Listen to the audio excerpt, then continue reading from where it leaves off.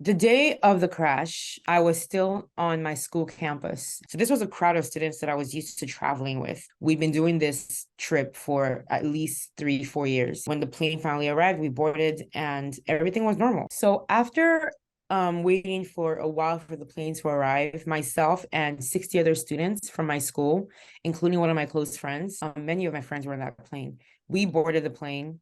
And this is a flight that is typically like an hour and a half. There were 109 passengers total. So this was a regular commercial flight. The flight was really normal for the most part, uneventful like flights should be. And then about 15, 20 minutes left in the flight, we started the descent. And the pilot made that announcement they typically make on the intercom about how we're about to descend. We're going to arrive at the airport soon, all that stuff. And that was when the turbulence started. Sometimes it happens, but when it does, you don't freak out because it's just typical. So that was the mood at first. There was nothing weird. It was just going. And then it started getting worse, and worse, and just really exaggerated and just very dramatic. And I remember palpable tension in the air, like in the cabin, where no one was saying a word, no one was saying a thing.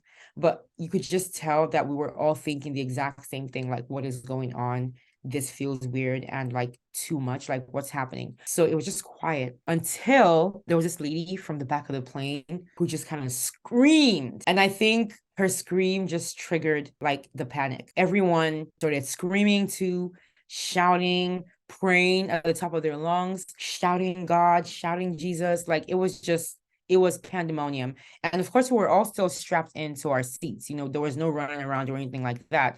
It was just the screaming and the panicking. And I remember just sitting down in my seat, just shell shocked and very confused because, this is not supposed to happen. It's like you watch movies where this kind of thing happens, but that's a movie. Like, you don't ever think about that becoming reality. You don't prepare for that kind of scenario. So I was just confused and I felt like it felt so surreal, like I was in a movie, like I was watching this happen. And I remember turning to look at my friend. So I was in an aisle seat and she was in the aisle seat next to mine, right? And she's looking at me, she's panicking, her eyes are huge. And she's like, what do we do? What is this? And I'm like, I don't know, maybe we should pray.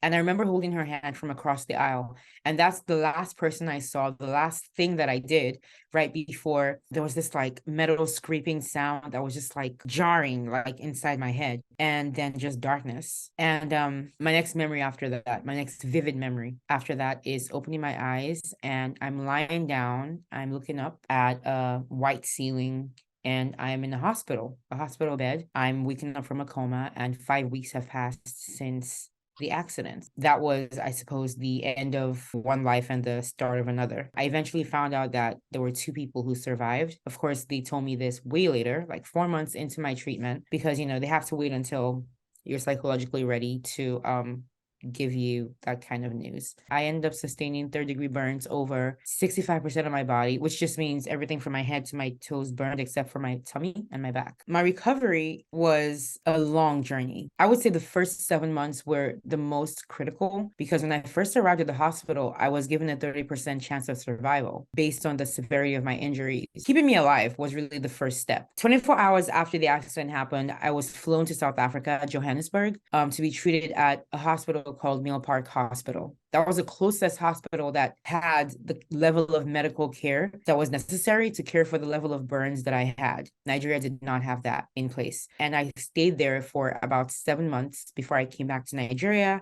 and then eventually came to America and patched me back together, literally. But America gave me back my independence. They're two very different phases in my life, equally important, but very different. So the first 4 months were the most painful, the most difficult, emotionally, physically, spiritually moments of my life. All the growth and the understanding and everything that had to be done and the healing that had to be done during that time, it was extremely exhausting, intense, and extremely necessary.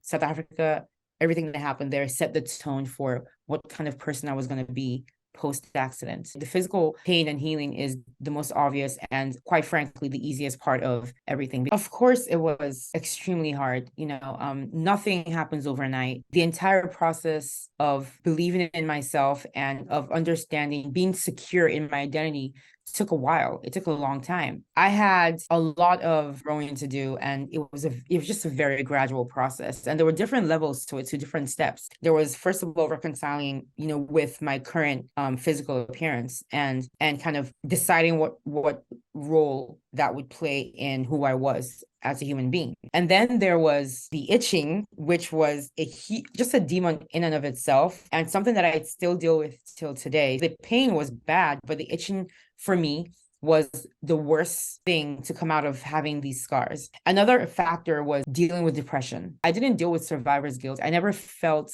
like I didn't deserve to be alive, or that it should have been someone else, not me. That was never a thought process that I had. At that point in my life, I wasn't exactly like the most I guess devout Christian. I just kind of believed what my family believed, but I was starting to have this interest in learning more about God after the accident happened. During this time in South Africa, my curiosity kept growing because I was surrounded by people who kept telling me that he was the one who saved me from this, and he was the reason I was alive. Just basically teaching me that prayer is important and it can help. There's only so much that medication can do.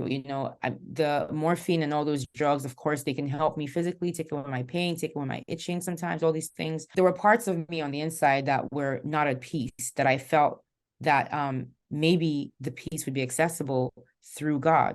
During my time in the hospital, when my mom would just like read scripture to me, or she would pray over me, there would be this feeling of calm that would come over me that, was almost like meditative, So I would just think, these were things that at least like lulled me to sleep or helped me feel like more comfortable inside, And so after a while, when I realized that, I would like more of that, then I felt like maybe there's something there. If I explore for myself, maybe I'll find more of this peace on the inside. And so in the midst of learning all about that, I then hear eventually the truth about the accident being that everyone was gone. And at that point, up until then, I had assumed everyone else was alive. So to find out that everyone was gone was so confusing to me. It was depressing and heartbreaking, and more just confusing, because here I am learning about this God that could do all these things, and he would let 60 kids die. It just made no sense to me. It didn't correlate with what I was learning about him. That took there was a lot of effort made into helping me kind of understand God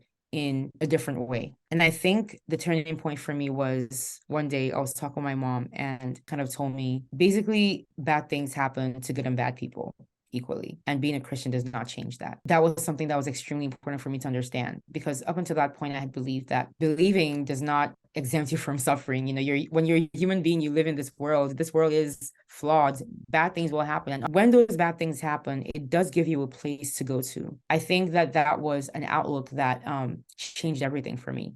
Understanding that he's not the cause of bad things, but he's a place to go to when bad things happen. And I think that that's the difference in believing in something bigger than you, higher than you. That was a perspective that changed everything for me, honestly. And once I started seeing God in that way and understanding faith in that way, it made me less angry. It made me see him more as like a healer, a comforter, as opposed to like a problem solver. And it helped me kind of see the lives that were lost in a different way, as opposed to being crippled by the sadness that came with knowing that my friends were gone, and all those parents had lost their kids. I was able to see my life, the one good thing that came out of this horrible situation. I could see my life as something that those other people who lost their loved ones could hold on to, as almost like a life that was being lived for many. I wanted my life to represent the lives of those 60 angels, which is what they ended up being called just in general in Nigeria. And this did not mean that I had to do anything extraordinary.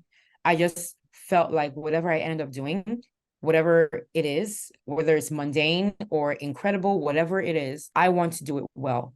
I want to just live as excellently as possible, whether it's a regular, normal life or an incredible life. And I felt like that would be the best way to honor them, to honor the memories. It would be such a loss if I were to live in depression. I felt like it would be a waste of a life that was saved, despite so many losing theirs. Those parents, like, they latched on to me, to my life, and they needed me to survive this, and they never once like made me feel a type of way for surviving. I never got, why you and why not my kid. I never got that from any of them, but they just saw my life as a beacon. And at every single step, every milestone, they were there to encourage me. These were all different things that happened in South Africa. So when I say that that was a very important time in my life, it was, not just because they saved my life, literally, but because the quality of life that I wanted to live was pretty much decided there. Was a gift. I felt like my life was a gift. By the time I got to America, I had had close to 100 surgeries already. But I'm really grateful that I didn't lose my ability to walk or hold things. I mean, of course,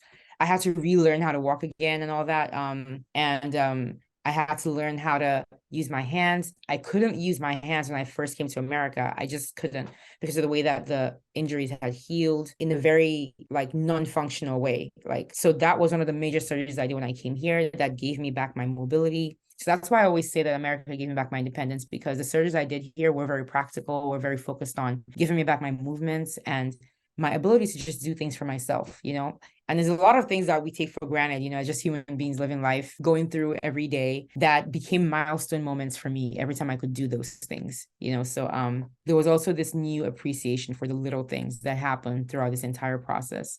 Going back out into the world was a very gradual process. It was a very gradual transition. So I never felt like I was all of a sudden just kind of pushed out there and forced to kind of deal with the ramifications of that, or deal with the overstimulation that may come from that. And my family had a lot to do with this. So when I say that, I mean I didn't wait to be well to start going out. I was going out while I was still in a wheelchair, for instance. So in the beginning, when we first moved to America, we would go out sometimes as a family. Sometimes I would be able to walk around very slowly, but possible.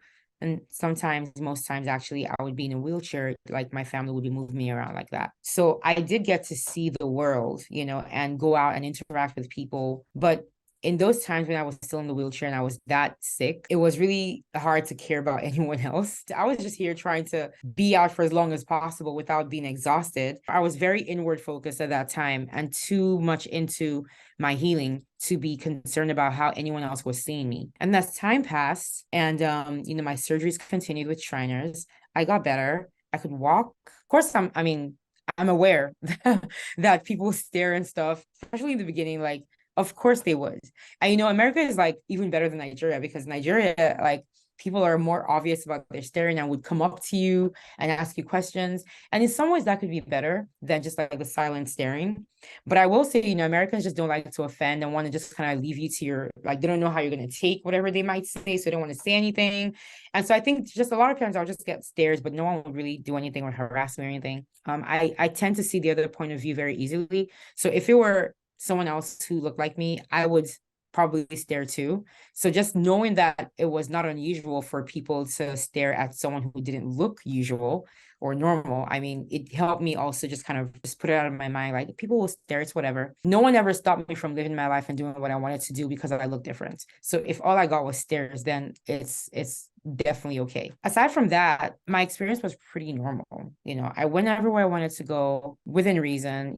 As I got better, I could go to more places. My energy levels increased. I could do more. Amusement parks were always a fun thing for me, still are. And, I just did all these things and enjoyed all these things with no limitations, really. So after I got back my independence, I was able to, first of all, continue school. So I went back to high school, went to college. So basically, I kind of lived my life and did things the same way I would have had the accident not happened. So not to act like it didn't happen, but to not allow the fact that it happens deter me from doing the things that I would just normally have always done. For me, what that looked like was school, college, job, then just in between doing some fun stuff. Music just healed parts of me that surgery just could not reach, almost kind of the same way I would say my faith did. It was very much a very emotional thing. It was cathartic to express myself in this special way.